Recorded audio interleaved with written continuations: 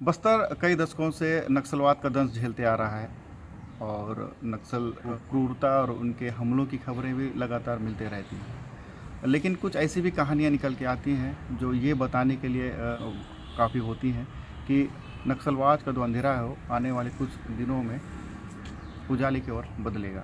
हमारे साथ ऐसी एक आत्मसमर्पित नक्सली हैं जो नक्सल संगठन में लंबे समय तक बड़े पदों में काम करने के बाद समाज की मुख्य धारा में जुड़ने का फैसला किया है। हमारे साथ केरलापाल एरिया कमेटी के सोडी मुइया हैं जो कमेटी में सचिव का काम भी कर चुके हैं। आइए उनसे जानते हैं कि किस तरह से वो नक्सल संगठन में शामिल हुए और क्या परेशानियां होती थी और कैसे उन्होंने समर्पण किया है।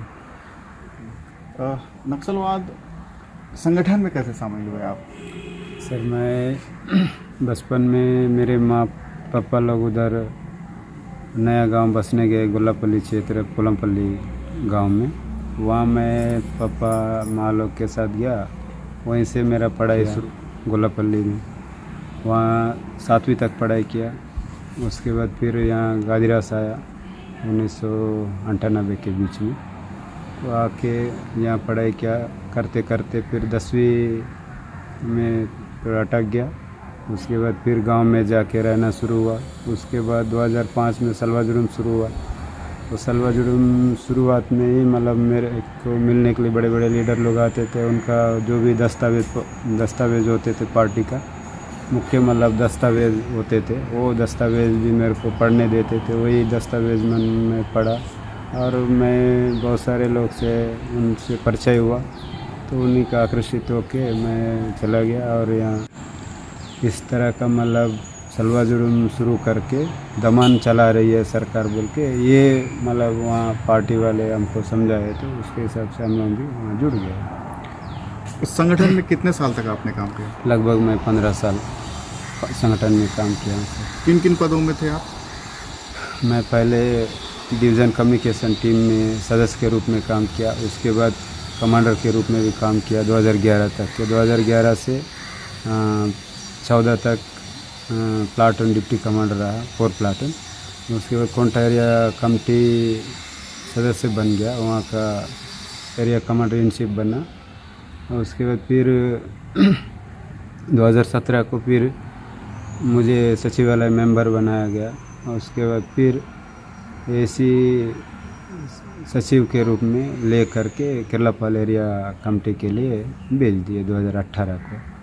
तो वहाँ से लेकर 2021 तक के मैं केरलापाल एरिया कमेटी सचिव के रूप में ही कार्यरत रहा।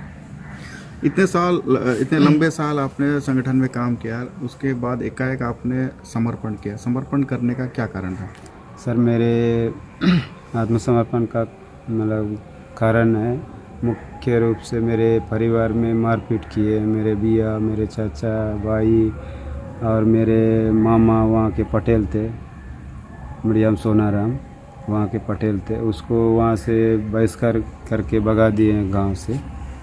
तो उसके तुरंत बाद मतलब दूसरे और परिवार वाले दोनों भाई लोग को भी मारपीट किए पार्टी वाले।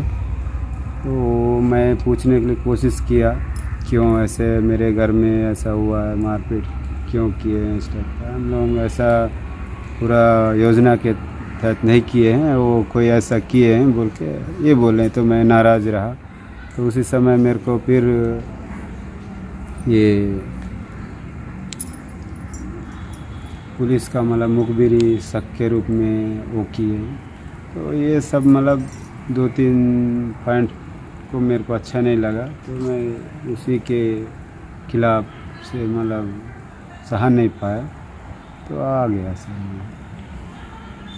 ये सोडी मुइया थे जो नक्सल संगठन में लगातार 15 साल तक काम किया और इन्होंने बड़े पदों में काम करने के बाद मुख्य धारा में जुड़ने की इच्छा जाहिर की और पिछले 1-1.5 साल से ये समाज की मुख्य धारा में रहकर काम कर रहे हैं। इनके साथ इनकी एक खास बात ये रही कि ये जिस इलाके में काम किए थे, जिस एरिया में काम किए थे, वहाँ के लोगों से समर्पण करने के बाद इन्होंने माफ़ी भी मांगी थी।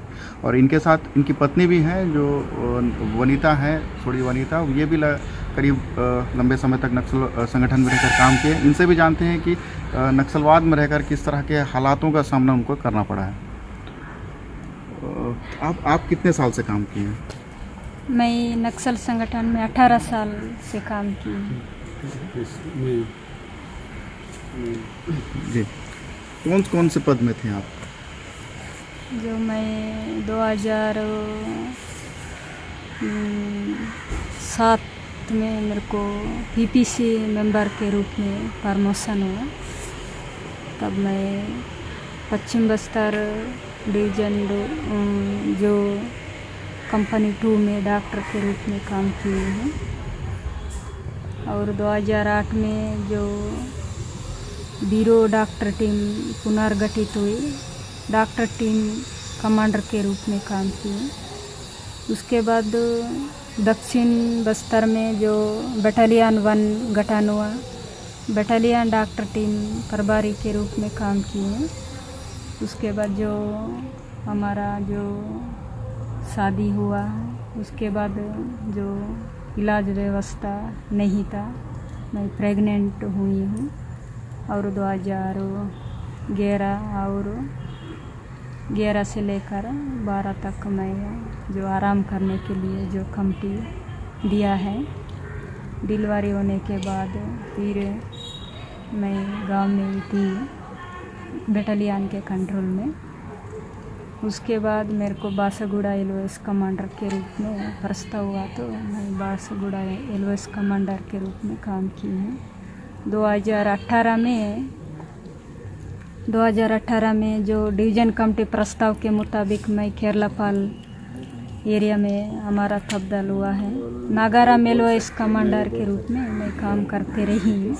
उसी बीच में 2021 में जो मेरे पति मुया आत्मसमर्पण किया सुकमा जिला में, तब मैं नाराज के चलते मैं कमेटी को बता के मैं घर गई हूँ।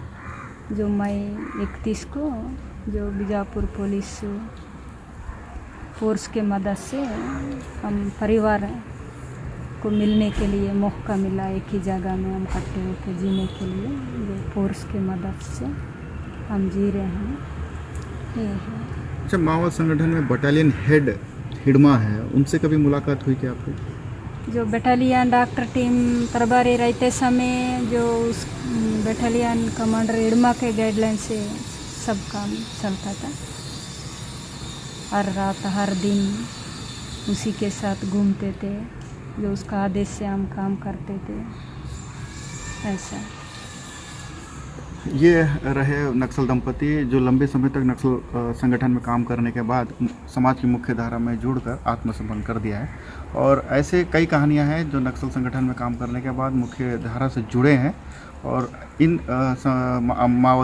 समर्पित माओवादियों को देखकर ये लगता है कि जो माओवाद के जो काले बादल है आने वाले कुछ सालों में ज़रूर छटेंगे।